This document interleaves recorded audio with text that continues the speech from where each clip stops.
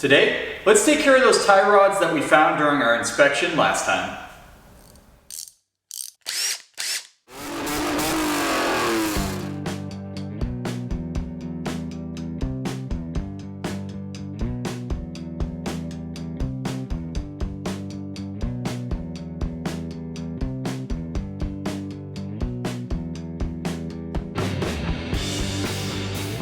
Welcome back to the Auto Obsessive Garage. Chadwick with you again for another installment of Project Turbo Z32. That is our 300ZX twin turbo of the vintage year 1990 that we did the inspection of last time in the introduction episode. So, what did we find? Issues. So let's start knocking them out, and I'm going to start today with those outer tie rods. We saw that the bushings were torn, they were shooting grease everywhere. Not a good thing. Tie rods, especially outer tie rods, very important. If those fail, you're gonna have a hell of an accident, and well, let's just leave it at that. Let's take care of them. Also, we saw the steering rack inner bellow boot completely shot on both sides. So, both outer tie rods, both steering rack boots. We got some work to do today, guys. Let's get our tools dirty and get in the garage and get some work done. All right, time to do these outer tie rods and that steering rack bellow. We are in, obviously, the front wheel well passenger side of the 300ZX twin turbo, and I'm gonna show you guys a couple things to do this job that's gonna make life a lot easier. So before you even begin, obviously have your car up in the air, have your tires and wheels off. Go ahead and turn that wheel so you have the most access. You can see our outer tie rod right here. What you're gonna wanna do too to help yourself out, and especially if you live in a climate where there's a lot of rust, lucky I'm not in that situation, but we got to make it easier for ourselves. You can see before I do spray this down, the outer tie rod boot is completely thrown here and it threw grease everywhere, so I've cleaned up under here. That's what you want to do first so you don't get grease on your hands the whole time. And the inner bellow boot for the steering rack is totally in two pieces, so yep, time for replacement. But go ahead, use some penetrating oil of choice on that castle nut for the outer tie rod, and use one for the jam nut here connected to that outer tie rod. That tends to be pretty stuck on there, so whatever you can do to help. While we're waiting for that to penetrate, I'm gonna show you guys some tools you're gonna need for this job. Obviously, a socket, 19mm to be exact, to take that castle nut off the outer tie rod. Pliers are good for doing things like this cotter pin, and maybe if you have to tear that boot apart. A hammer, can't leave home without one. And a pickle fork, one of my favorite tools. We can get a nice tune out of it. Oh, that's wonderful. That's a good frequency right there. You're gonna use this to slide into here, hammer, and take off that outer tie rod. Eye protection always with this, guys. I've seen some stuff shatter, whether it be a cheap pickle fork or a chunk of this fly off, because you're gonna be hitting it pretty hard. These are pretty stuck on if it's been a while. 2 adjustable wrenches. Use this to hold the jam nut, and one on the outer tie rod, and do resisting force when you separate those two. That's about it. Maybe a screwdriver for prying some stuff, but for the most part, that's gonna be pretty much it. You might have to cut a zip tie that's holding the inner boot on, but no big deal there. Order of operation, guys, we're gonna go ahead and make the jam nut loose from the outer tie rod first. If you let this loose, you'll lose all your leverage, so you wanna do this part after. Now, a lot of times, these are stuck on there pretty good too if it's been a while. So resisting force with the adjustable wrenches won't be enough. I like to hammer strike these, put an adjustable wrench on the jam nut, hammer strikes to kind of knock it loose. You are gonna be tightening the jam nut. It's kind of confusing at first, but you want that jam nut to go towards the engine, because this tie rod is gonna twist off and come this way. So you wanna get this thing to separate a little bit that way. We'll start off doing that. Again, eye protection for sure. Before you start hammering on the jam nut, use some paint to mark on the inner tie rod, if you're reusing that inner tie rod, where the jam nut's gonna be. That way your alignment's pretty close. I still recommend getting alignment after doing a job like this, but that'll get you back so your steering wheel's not perfectly 90 degrees when you're trying to drive to your alignment shop. Top tip.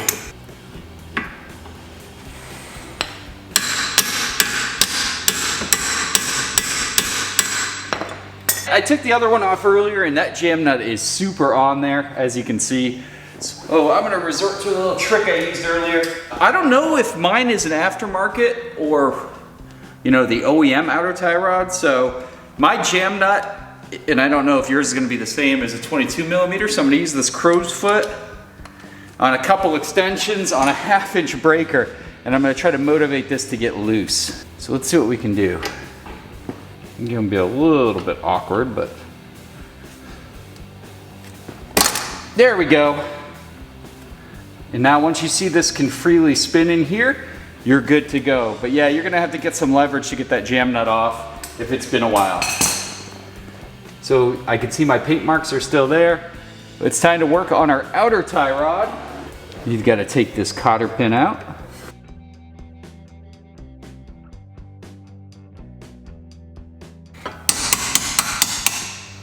Like that.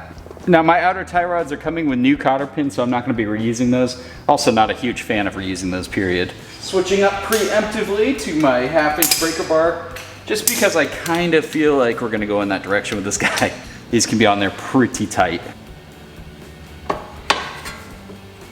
Get it on there nice and easy. There we go. Actually, not too bad. Yeah, mine also came with another castle nut, so we won't be reusing this. But what you will be reusing is this washer underneath. So set that aside. We will be reinstalling that with the new castle nut. And don't you wish your tie rod would just pop right out? Sometimes you can give it a couple good whacks. Give the knuckle a couple whacks. I've seen some fall right out, but what you don't want to do is do this, because you can bend this within the knuckle and then you have a whole operation on your hands. It's pickle fork time, my favorite time of day. Eye protection on. I don't know, I might have to shift the camera here depending on how much access I have. Let's see how we can swing the hammer this way.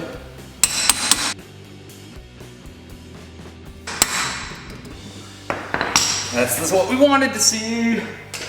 See our tie rod drop right out. Can I have my pickle fork back, please, kind sir? There we go. Pickle fork for the win. And now, since we already loosened up our jam nut, outer tie rod should twist right off beautifully. Since we are doing that inner boot, we are gonna pull the jam nut off in just a second, but let's take this outer tie rod off. What do you guys think? This thing looks a little gnarly. It was shooting grease everywhere in there, so time for a replacement, I'd say. All right, time to pull that boot off. There's the rest of our boot. I'd say that's about gone, wouldn't you? Now what you're looking at is the inner tie rod hanging down. Still pretty stiff, pretty good. There is some older looking grease in there since this boot was torn. Not a bad idea to clean this out and re-grease that joint. I also like to go in here and clean all this up now that we have access to the hub here. Clean that grease out. We'll get new grease in there and get it ready for the new boot to go on.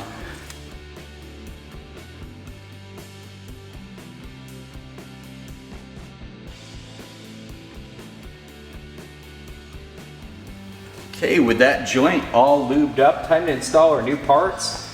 Here's what we're going with. We got a Mevotech steering rack bellow. That's gonna be nice to replace that shredded one. And we've got a Mevotech Supreme outer tie rod. So these are great parts. I've used this brand in the past. Good dollar proposition. You don't want to spring for OEM. So I've had good luck with them in the past. We're gonna install them on this car. But it's time to put that boot on, cover up that greased joint, which is the whole point of having that boot in there. So let's go ahead and fit that.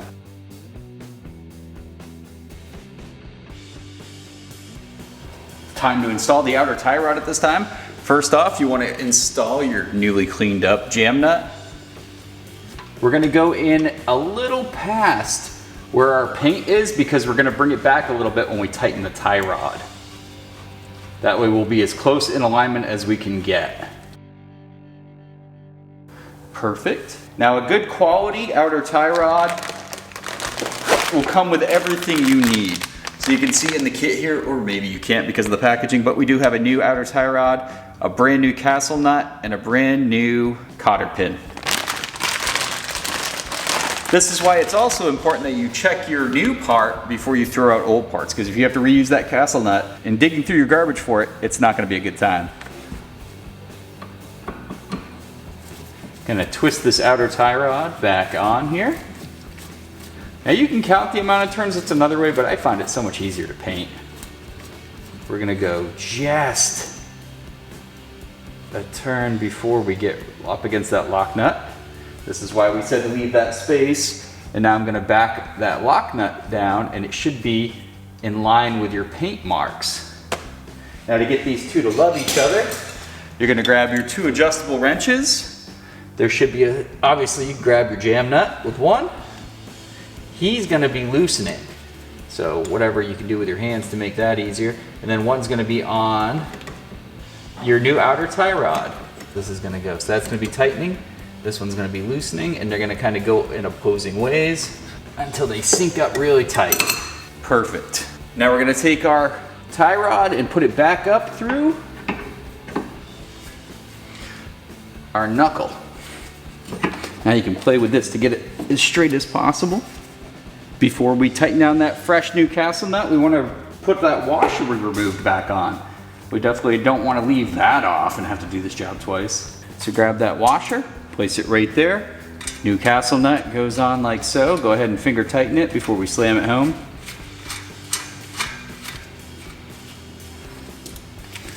All right.